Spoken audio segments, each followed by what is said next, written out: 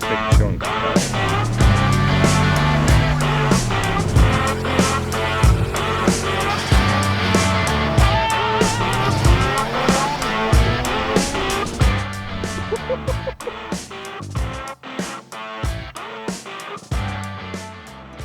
We spent too much time doing other stuff that we forget what we've talked about. Yeah. Well, we've literally only talked about the car. We talked about changing the plugs. We started at 6 PSI. We really want to test out this turbine housing that we built. And honestly, like on this specific truck, it works pretty well. Granted, this is a 4.8 without any kind of like, you know, cam fancy stuff, but this is... It would pick up works so really much well with a for cam. this. Oh yeah, yeah. I think this thing would pick up a lot of power with a cam. The stock cam is a pooch. We're at, you know, 10, 11 PSI, stock pump. Yeah, the stock pump's about decaps, gone, and right? a turbo, and it's Yeah. in a stock 4060E stock converter. Moving, who knows? This would be a fun truck to just go roast the tires. Oh yeah, it does. I mean, it takes it a second to come on, but yeah, it definitely is going to be a tire flare. We need to do some welding. Yeah, this diff is We're not going to spend money on a limited slip. no. Also, this is like a 342, so Yeah. I think it'd be a lot spunkier if it had some slightly lower gears in it, but it doesn't seem to need it.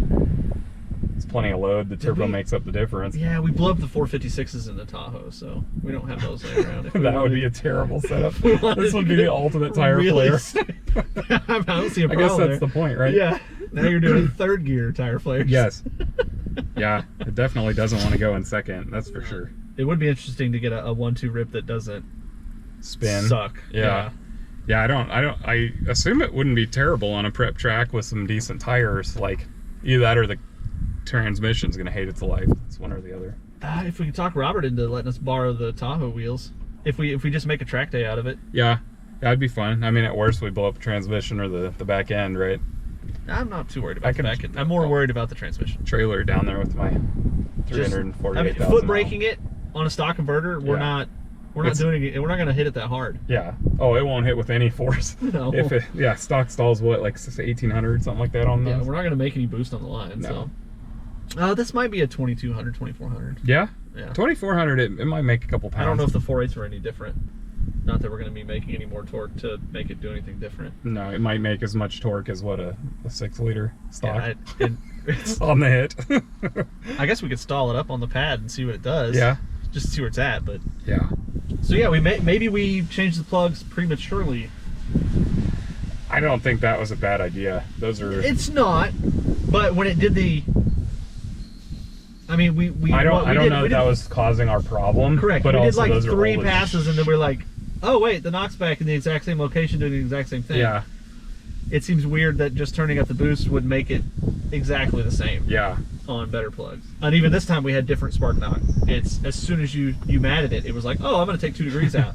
Yeah. And then I take 2 degrees out, and it's like, nope. I'm going to do the same thing. I'm going to do 2 more degrees. Yeah. So we definitely have a problem with that. We have a lot of. I think we're going to put it on the lift here in a second and see if we've got stuff banging and clanging around, because it's highly likely. Yeah. We 100% do. Yeah. If you just free rev it, you can hear it rattling and doing. You put it in load and it rattles. Yeah. So we'll have some witness marks on that gate dump. Yeah. Where we can. And we know, we 100% already knew we have the AC heat shield hitting. I couldn't, even though I tried to bend it out of the way, it's still a floppy on the heat shield. downpipe. Yeah, you're probably right. Yep. Yeah, sitting still, it had a good bit of clearance in it, but yeah, when it's moving and grooving and doing dumb stuff, it's probably that's slapping. 100% gonna slap.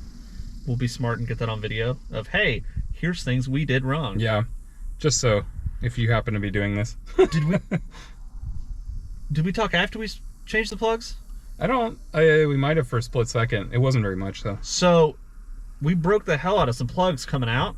Dude, the flange on this log manifold is not great. It definitely needs some clearance around the plugs. So if you're installing one of these, take some, just lock it up to your head. Yes. Yeah, and absolutely take a chunk out of each of those spots with a die grinder or flap disc or whatever, just to give you some room, because we, as you saw before when we cleaned up the inside, it's super soft. Just add that to your list of things you're going to clean up. Yep. Yeah, we're too lazy to take it back apart. That was miserable. So we milled some sockets and just super thin. held our breath. Yeah. To make it all go back together and not break a plug. Yeah. We broke a handful of plugs getting them out, and then I broke one putting them back in, and luckily Spiva's got the golden touch and managed to get another one in there perfect. Definitely clean that up before you final install the manifold. We are running out of intercooler. We ran out of pump. Intercooler's getting definitely warm. We're seeing what, 130. Yeah, now that it was riding like a happy 110 at 5 psi, 6 psi. Even, you know, as it creeped, it kind of stayed there. Yeah.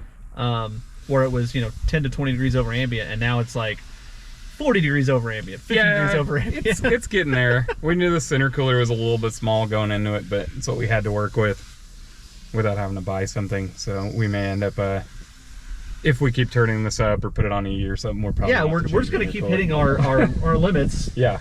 Whatever those are. We thought it was plugs. May not have been plugs. May not have been plugs. Even though they're original and had 130,000 miles on them. Thanks, Iridiums.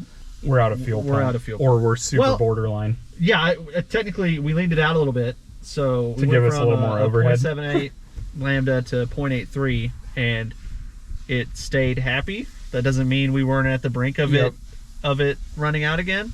I ordered a Walbro 450 though, because there's no point. We don't. The last thing we want to do is make it ultra borderline and then blow something up just the day that it gets cool out or something.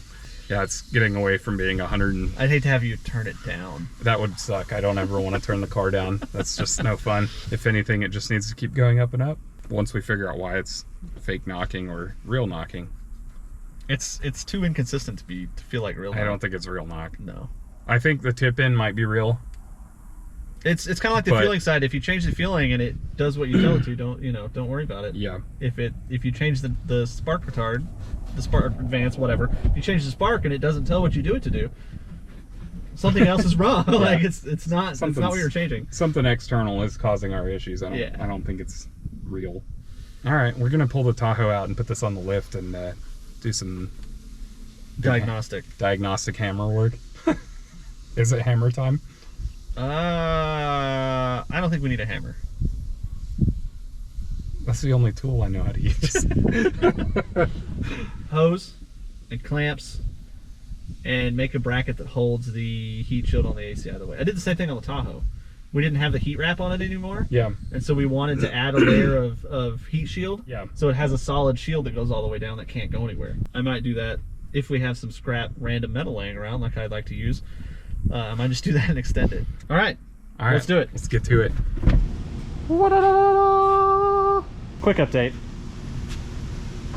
That thing is heavy. That's got to be 100 pounds, right? It's easy, yeah, 100 pounds. We have a parts truck that has a good tailgate, good bumper, good taillights. Debatable, maybe. If you recall, we lost the O2 bung out of our crossover pipe while we were driving. It just rumbled its way loose because I don't think we ever actually tightened it. No, we never checked it out of the box. Yeah. Because why would you? Why would you? Thought it gone forever. Except bad. So we got out of this and we're about to start disassembling it, and I happened to kick the roll pan and this thing just falls out, and I stare at it for a minute. I didn't click, I just threw it in the bed. I was like, I'll figure out what that goes to later. And yeah, sure as shit, that's definitely a very exhaust burnt plug. It's even got a chunk of asphalt or something stuck to it where it hit the ground, bounced up, and then just got stuck right in the roll pan. So very cool. We've got a spare now. We've never roll pan before. No. And this thing is just literally like self-tappered into metal building, self-tappered into it. Yep. Which is fantastic. Which there's nothing holding this side, right? I don't even know where I'm looking here. I don't know. Yeah, I was showing nothing. But if you come over here, the magic of is C-clamped? Yeah, C-clamp. C-clamp. Like the bottom part and keeping it from banging around. So that's cool. I'm pretty sure we gained like an inch of height in the rear. Yeah. We pulled that four feels wheels and tires that's out. So much taller. Yeah. Oh yeah. It's like 300 pounds. We have a hint of ground clearance now. We appear to have good frame rail. Like he didn't replace it because it was bent. You know? Yeah, it looks okay. He was just trying to be cool grandpa. Yeah, as you do. I mean, why not? I'm not hating. I'm not hating either. Yeah, we're gonna put this in the air and go squeak and rattle hunting. Yeah. Or exhaust banging hunting, and then rebuild the back end of this truck to make it look like a functional pickup truck. We've definitely basiced this truck out a lot. We pulled the cowl hood off, pulled the fancy wheels off, pulled the shaved back end off. We're definitely making it a functional truck. Getting a little more sleeper, but yeah, a lot more normal. I can go get mulch and stuff in it and not have to get crushed by the weight of 1,000 pieces of fiberglass layment. Yeah, it'll be more functional for sure. Yep. And then we could do mulch burnouts or whatnot. Mulch burnouts. Yeah, fill the bed with mulch and then we'll level it off by doing burnout. Yeah, yeah. Seems legit, right? Lunch. Launchy. Launchy. A little later. What in tarnation are you doing?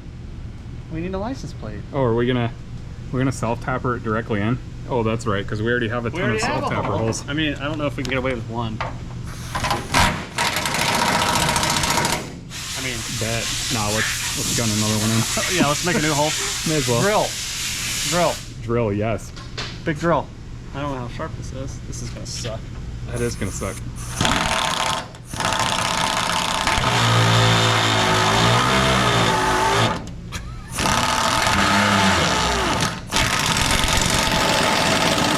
Affectionately on there.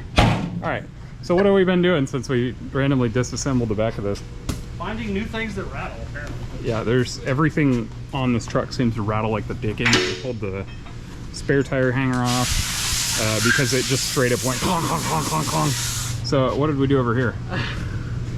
So my glorious dump tube, there was airspace between the manifold and the frame and all of the things I had to get around. Yeah, you could wiggle it and it would hit.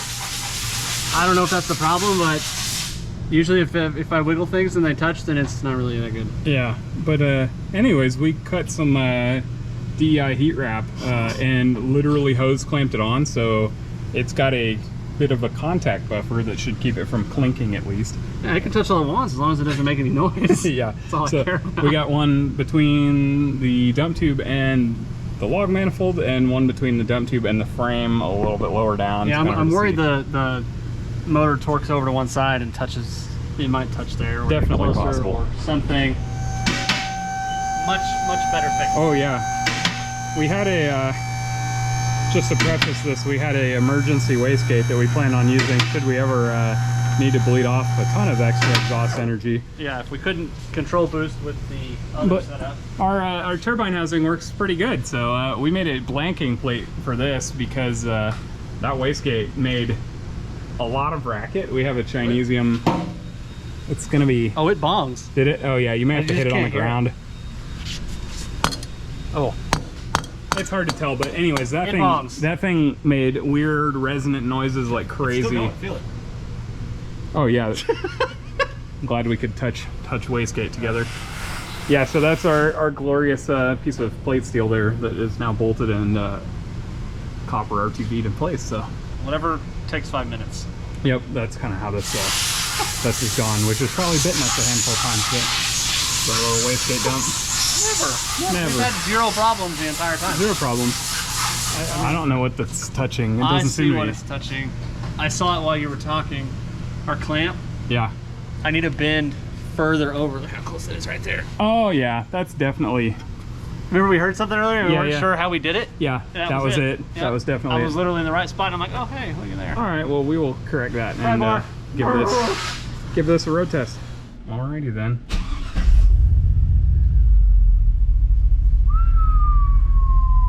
It doesn't rattle. It doesn't rattle. Yeah. Our fixes maybe fixing. For now. Feels spunkier now that we have hundreds of pounds out of the back. Will we clang right here? Oh, we got rear suspension clearance for days now. We gained so much travel. It's a real truck now. It legit feels spunkier. It's definitely not rattling like the Dickens, which is cool. 300 pounds, I mean, it's not insignificant. That's a whole me plus part of you. Oof. Oh yeah, we're in second, all right. Whatever you feel happy. Okay.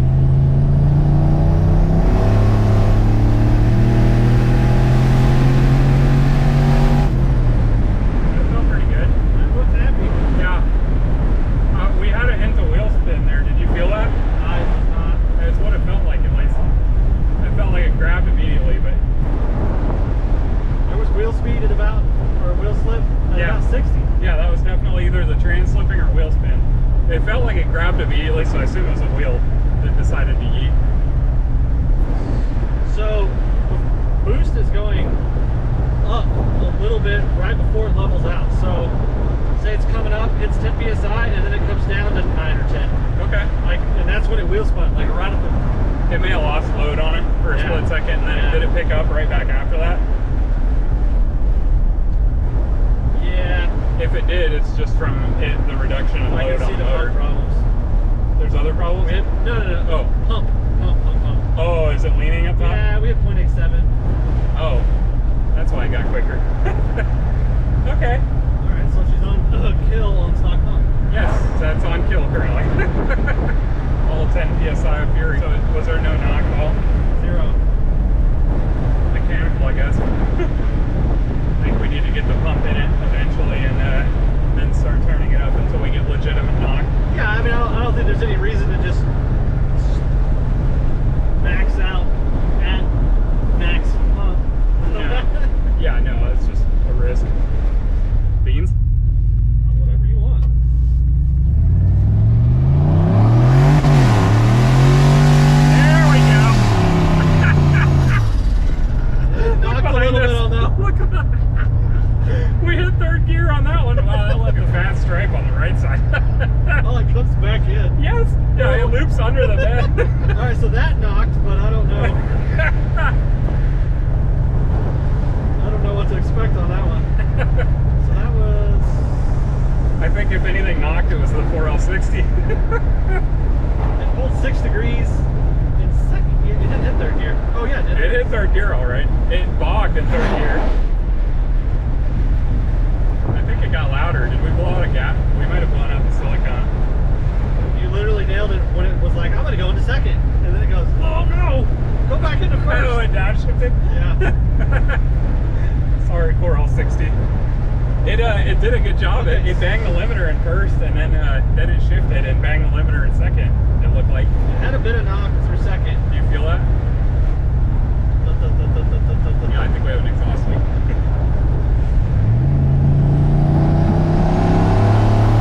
That was wheel spin. Yeah. Okay, so we're getting close to being able to actually use this for highway burnouts. There we go. It's getting better. Now we got sticky tire. Yeah. That was sticky tire for sure.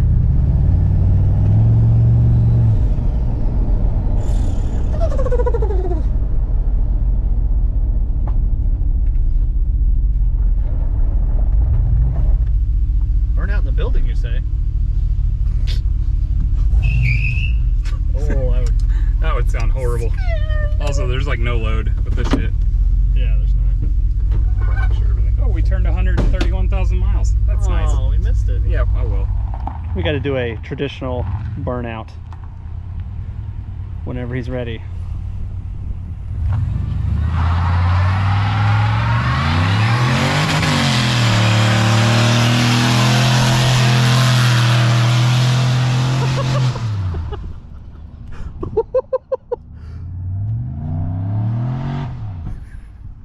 leaves a good mark. That poor tire. That was a good burnout.